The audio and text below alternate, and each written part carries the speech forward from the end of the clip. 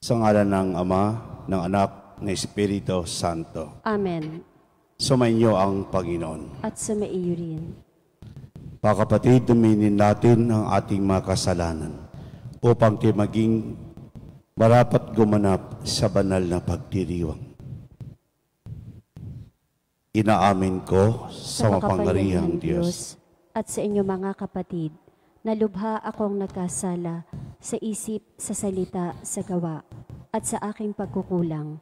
Kaya isinasamo ko sa mahal na Birheng Maria, sa lahat ng mga anghel at mga banal, at sa inyo mga kapatid, na ako'y ipanalangin sa Panginoong ating Diyos.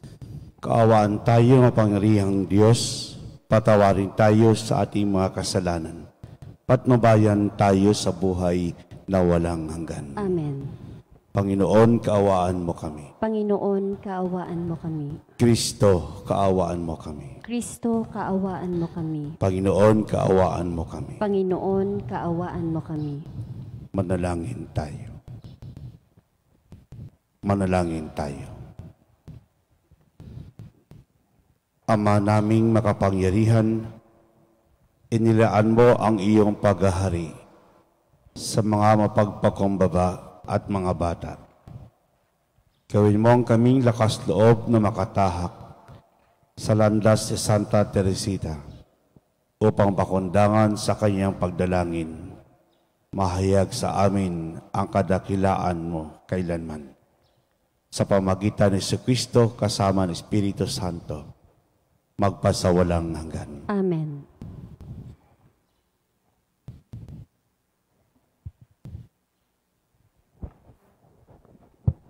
Pagbasa mula sa aklat ni Job. Ang sagot ni Job sa Panginoon, alam kong magagawa mo ang lahat ng bagay.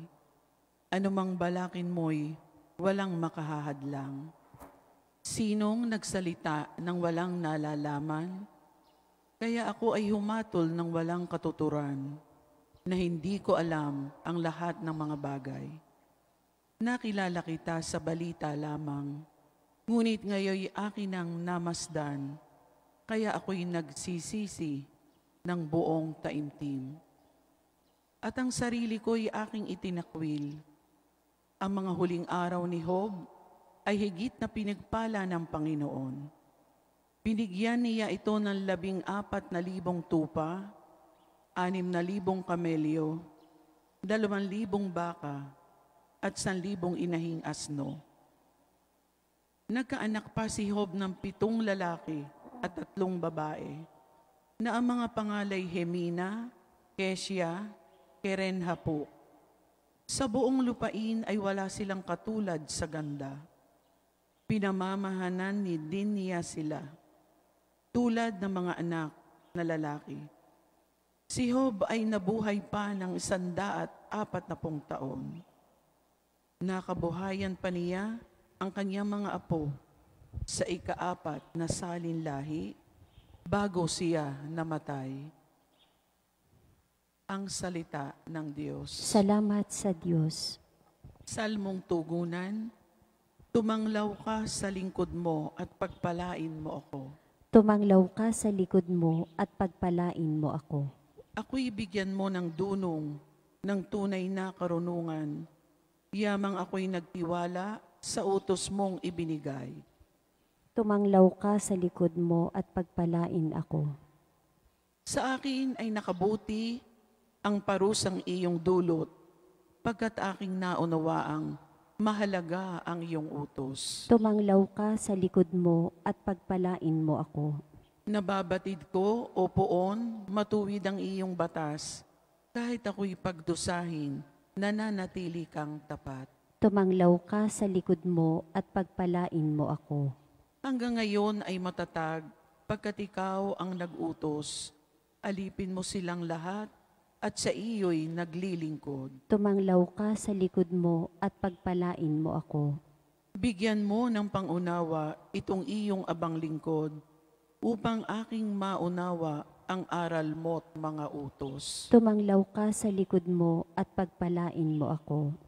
Ang liwanag ng turo mo'y nagsisilbing isang tanglaw, nagbibigay dunong ito sa wala pang karanasan.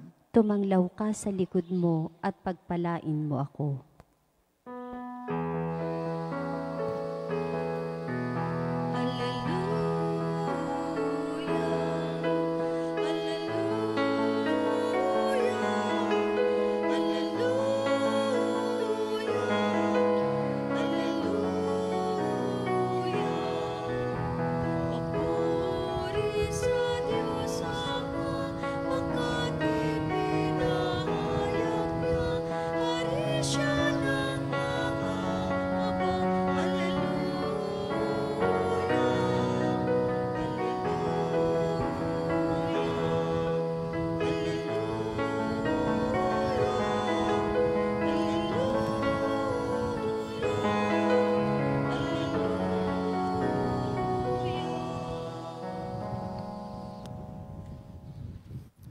Sumainyo ang Panginoon. At sumaiyo rin.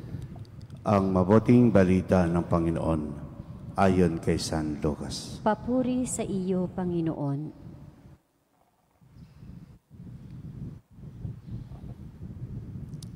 Noong panahon iyon, pumalik na tuwang-tuwa ang 72. Panginoon, sabi nila, kahit po ang mga demonyo ay sumusunod kapag inutusan namin sa ngalan ninyo. Sumagot si Jesus, nakita ko ang pagkahulog ni Satanas mula sa langit, parang kidlat. Binigyan ko kayo ng kapangyarihan tumapak sa mga ahas at mga alakdan at yumurak sa kapangyarihan ng kaaway. Walang makapipinsala sa inyo.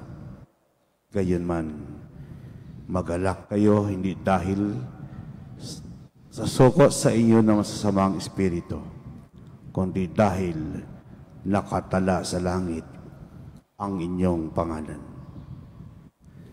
Noong oras ding iyon, si Jesus napospos ng galak ng Espiritu Santo at sinabi niya, pinasasalamatan kita, Ama, Panginoon ng langit at lupa, sapagkat inilihim mo sa marurunong at pantas ang mga bagay nito at inihayag mo sa mga taong ang kaluubay tulad sa bata. Opo, Ama, sapagkat gayon ang ikinalulugod mo. Ibinigay sa akin ng aking Ama ang lahat na bagay. Walang nakakilala sa anak, kundi ang Ama. Walang nakakilala sa Ama, kundi ang anak at yaong marapating pagpahayagan ng anak. Humarap si Jesus sa mga alagad at sinabi na di narinig ng iba, mapalad kayo sapagkat nakita ninyo ang inyong nakikita ngayon. Sinasabi ko sa inyo, maraming propeta at mga hari ang nagdasang makakita ng iyong nakikita, ngunit hindi nila nakita. Hinangad din nitong mapakinggan ang iyong naririnig, ngunit hindi nila napakinggan. Ang mabuting balita ng Panginoon. Pinupuri ka namin, Panginoong Hesukristo.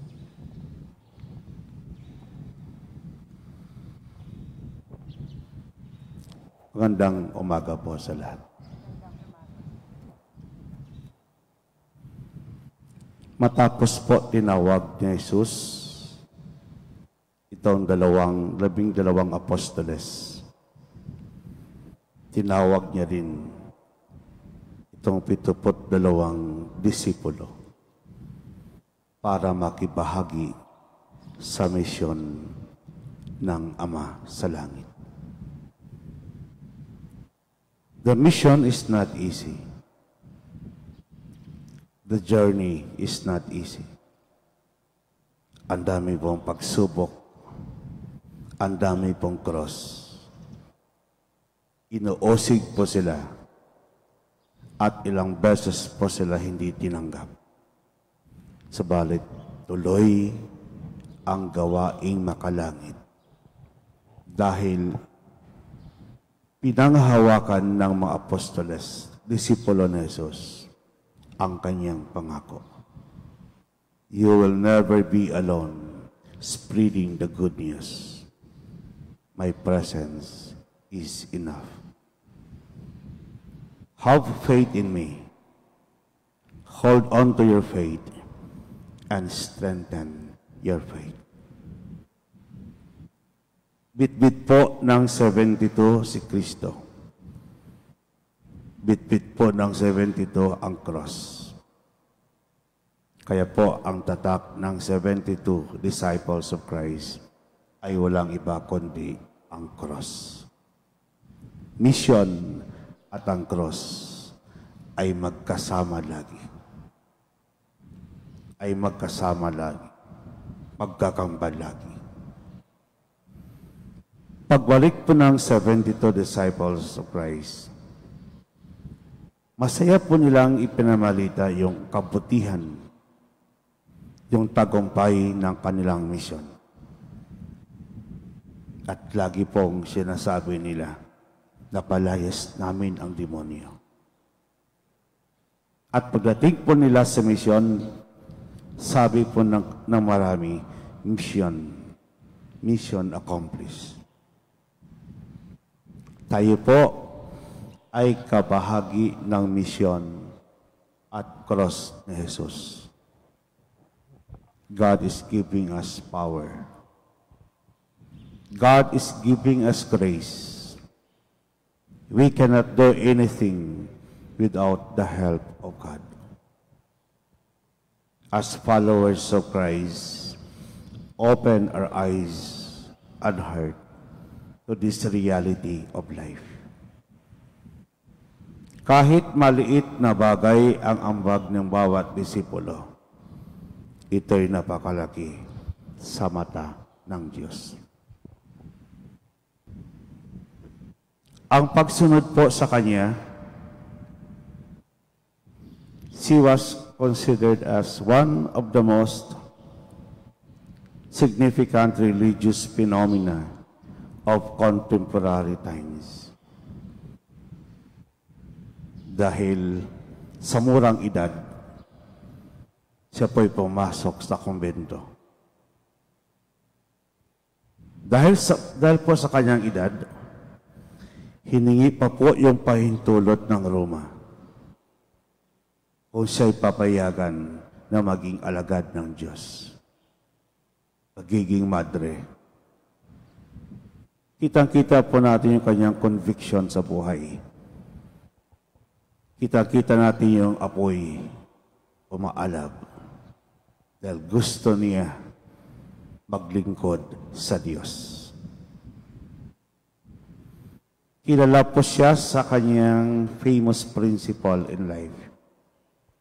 She discovered the little way. She discovered the little way. Mga maliliit na bagay, maliliit na gawain ng isang tao. Ang pagwawalis, ang pagluluto, ang paghugas ng pinggan, at pagtupi ng mga damit ay kanyang inialay sa Diyos. Ay naging extraordinary, naging significant, dahil ito'y may pagmamahal sa kanyang gawain. A person who works out of love never gets tired. Kaya po ito yung kanyang kagandahan sa kanyang buhay. Yung kanyang little way. Anumang maliit na bagay at aksyon, ito'y mabuti at naging habit ng bawat isa. Ito po ang daan sa buhay kaligtasan. Binigyan niya po ng simple at magandang kahulugan yung pagiging simple sa buhay. At yung paggawa ng maliit na bagay na mayroon pong pagmamahal. Kaya po ang kanyang tanging dasal ay yung pag-aalay ng sakripisyo para sa mga misyon at misyonaryo.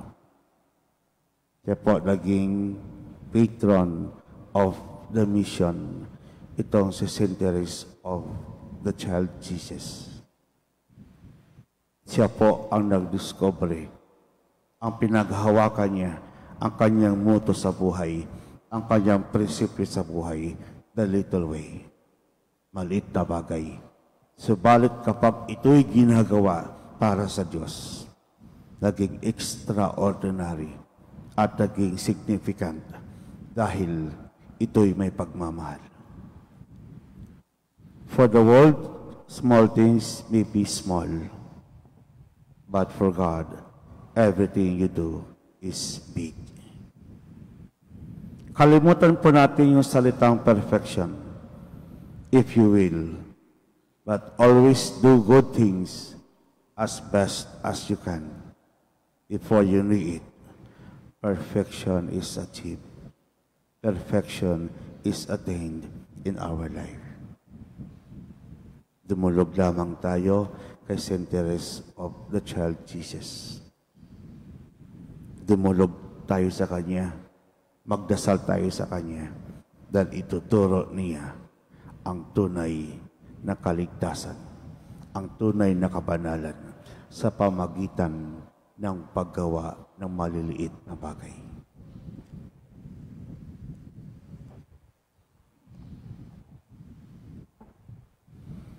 Ibinunyag ng Ama ang misteryo ng kaharian sa mga maliliit.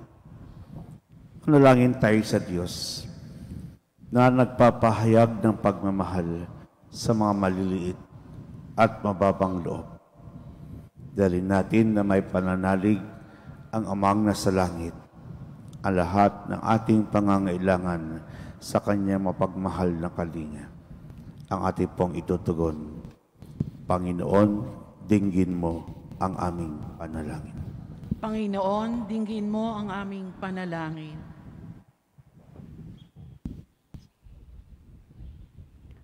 Ang simbahan at mga namumuno nito, naway hindi asamin ang paghanga ng mundo sa pamamagitan ng karangyaan at kapangyarihan, kundi bilang mga mapagkumbabang lingkod na abot kamayan ng lahat. Manalangin tayo sa Panginoon. Panginoon, dinggin mo ang aming panalangin. Ang mga may kapangyarihan, naway huwag umasa sa puwersa or armas, bagkus gamitin ang kanilang posisyon sa kabutihan ng lahat. Manalangin tayo sa Panginoon. Panginoon, dinggin mo ang aming panalangin. Ang mga bata, naway makilala ang Diyos sa pamamagitan ng ating pagtuturo at halimbawa. Manalangin tayo sa Panginoon. Panginoon, dinggin mo ang aming panalangin. Ang mga nabibigatan sa mga pagsubok ng buhay, ang mga dukha, may sakit at may kapansanan, naway maramdaman ang pag-ibig at kalinga ng Diyos sa pamamagitan natin. Manalangin tayo sa Panginoon. Panginoon, dinggin mo ang aming panalangin. Ang lahat ng yumao, naway masiyahan sa walang hanggang kaligayahan ng kaharian ng Diyos. Manalangin tayo sa Panginoon. Panginoon, dinggin mo ang aming panalangin. Panginoon, langit, gawin mo kaming matalinos sa iyong karunungan at tulungan mo kaming makasunod sa iyo sa mapagpakumbabang pamamaraan na iyong ipinakita sa amin.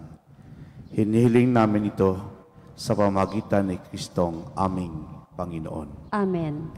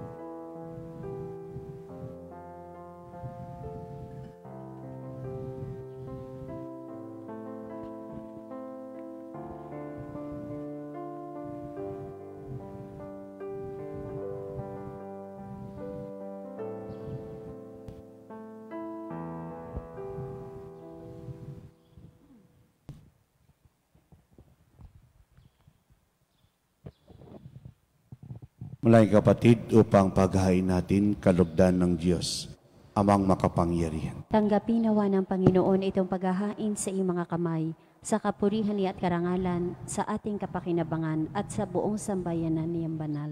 Ama naming lumika sa pagpangaral kay Santa Teresita, ikaw ay aming dinadakila, pakudangan sa kababaan ng iyong ikinatua. Ang ginaganap naming paglilingkod ay kalugdan mo nawa sa pamagitan ni Jesucristo kasama ng Espiritu Santo, magpasawalang hanggan. Amen. Sumainyo ang Panginoon. At sumaiyo rin. Itaas sa Diyos ang iyong puso at diwa. Itinaas na namin sa Panginoon. Pasalamatan natin ng Panginoong ating Diyos. Marapat na siya ay pasalamatan. Ama namin makapangyarihan, tunay marapat ni kay aming pasalamatan sa pamagitan ni Jesucristo na aming Panginoon. Siya ang salitang katom at kapili ng lahat ng umiral ay iyong likain. Siya'y sinugo mo para kami sigipit palayain. Katsa'y kinalingan na mahal na Berhen na naging kanyang inang totoo sa pamagitan ng Espiritu Santo. Inako niyang sundin ang loob mo at kamtin ang sambi ng banal para sa iyo. Pinagtiis ang iunat sa krus ang kanyang mga kamay upang magwakas sa kamatayan, mahayag ang pagkabuhay. Kaya kaisa na maanghel nagsisiawit ng papuri sa iyo. Nang walang humpay sa kalangitan, kami nagbubunyi sa iyong kadakilaan. Santo, Santo, Santo Panginoong Diyos na mga hukbo, napupuno ang langit at lupa ng kadakilaan mo. O sana sa kaitaasan, pinagpala ang naparirito sa ngalan ng Panginoon. O sana sa kaitaasan. Ama naming banal, ikaw ang bukal ng tanang kabanalan. Kaya't sa pamagitan ng Espiritu gawing banal ang kaloob na ito, upang para sa amin maging katawan at dugo ng aming Panginoong Hesukristo. Bago pinagtisang kusang loob na maging handog, hinawakan niya ang tinapay, pinasalamatan kaniya.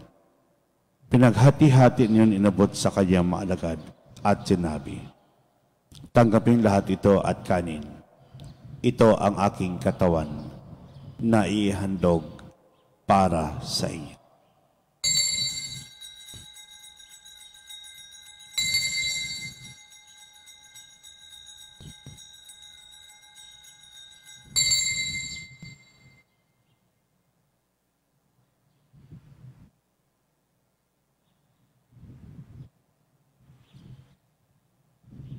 Ganyan matapos ang hapunan, hinawakan niya ang kalis, muli kang pinasalamatan.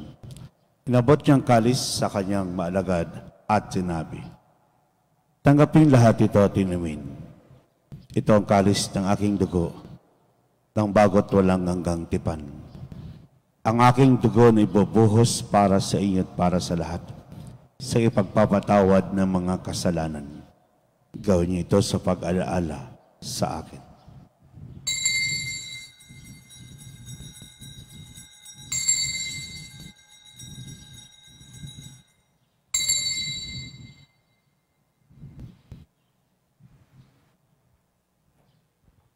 Ipagbunyi po natin ang misteryo ng pananampalataya. Si Kristo'y namatay, si Kristo'y nabuhay, si Kristo'y babalik sa wakas ng panahon.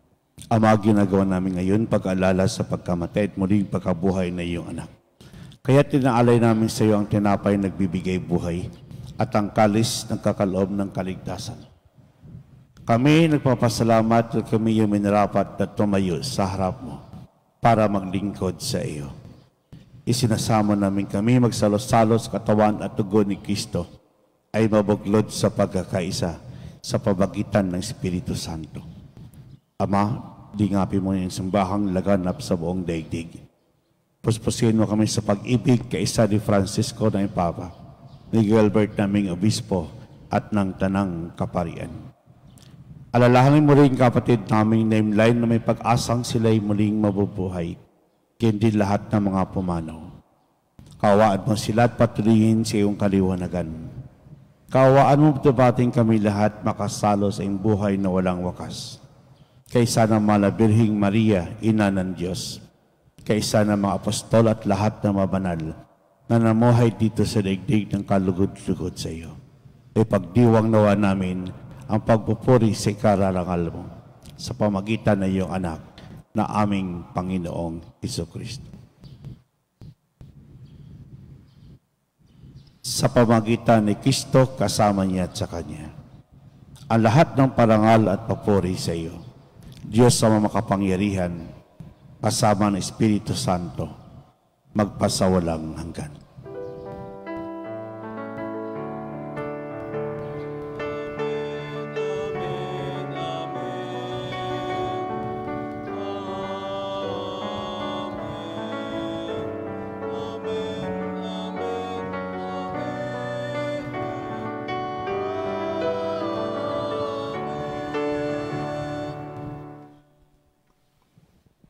Sa tagubiling na galing na turo at utos ni Jesus, sapay natin na Diyos, ipahayag po natin ng lakas loob.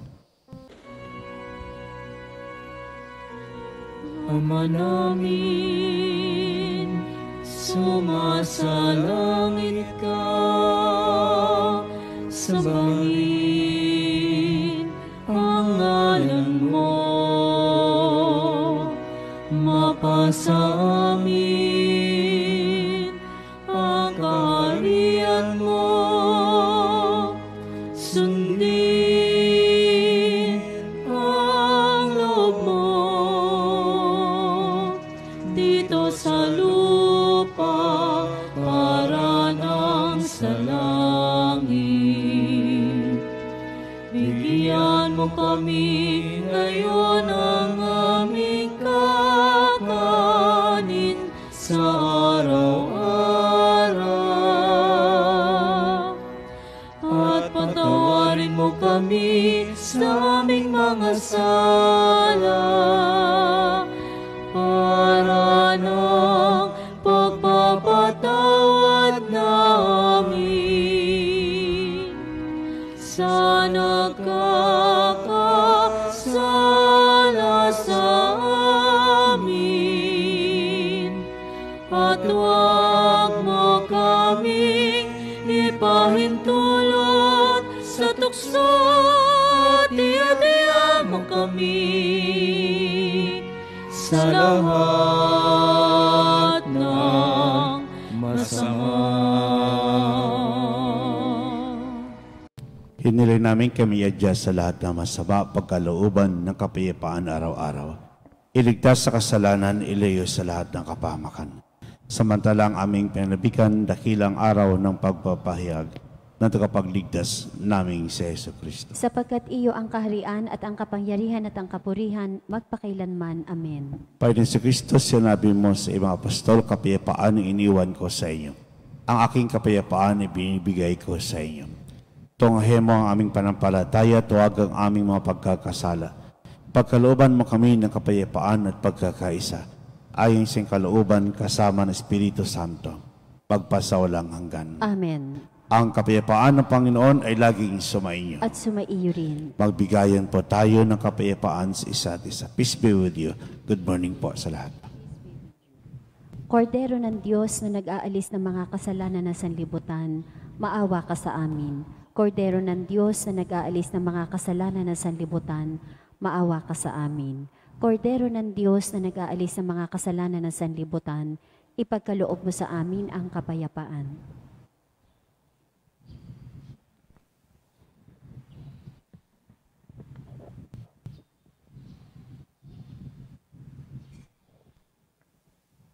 Mga kapatid, ito ang kordero ng Diyos. Ito nag-aalis ng mga kasalanan ng sanlibutan. Mapalad mo niyan sa kanyang biging. Panginoon, hindi ako karapat-dapat na magpatuloy sa iyo, ngunit sa isang salita mo lamang ay gagaling na ako.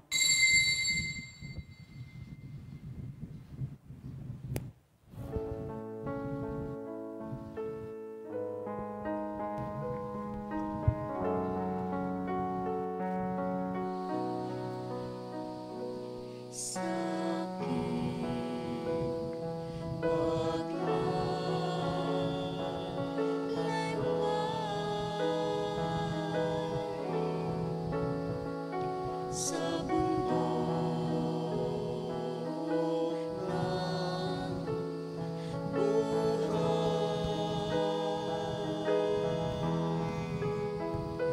sa likayan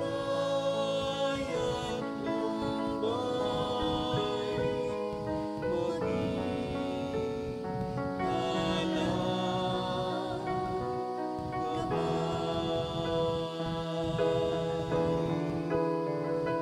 alam Maria, ina ko, ako rin anak mo, kay Kristong kuya ko, akayin mo ako, kay Kristong kuya ko, akayin mo ako.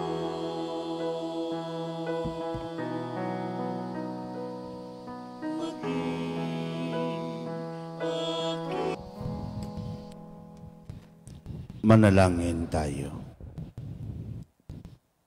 Ama naming mapagmahal, pinagsaluhan naming banal na pagkikinabang ay magpaalam nawa sa aming pag-ibig sa masiding nag-ugnay kay Santa Teresita sa iyo at nagbubunsod sa kanya upang idalangin kaawaan mo ang lahat ng tao sa pamamagitan ni Jesucristo kasama ng Espiritu Santo magpasawalang hanggan. Amen. Ang lahat po ay magsiluhod. Pasasalamat at parangal, handog namin, Amang Banal, sa gintumong pahalaga sa Archdiocese ng Lipa, binhing hasik sa mabuting lupa, alala umbaga bunga ay sagana, Batanggenyo man, may pusong dumamay agad at may kusa tuwing kagipitan, saknungan at bayanihan, karanasan namit buhay, pamanapot aming yaman, kaloob nyo o may kapal, opo pa rin Panginoon, walang yabang naming tugon, sa iyong yakag at paghamon, sa pagsampalataya ay yumabong. Birhen ng Kaysasay, o Poong San Jose, ipanalangin nyo kami. Magsitayo po.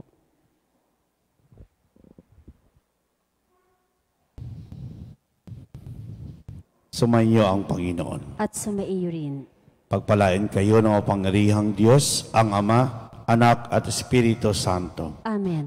Humay kay taglay ang kapayapaan upang ang Panginoon ay mahalin at paglingkuran. Salamat sa Diyos.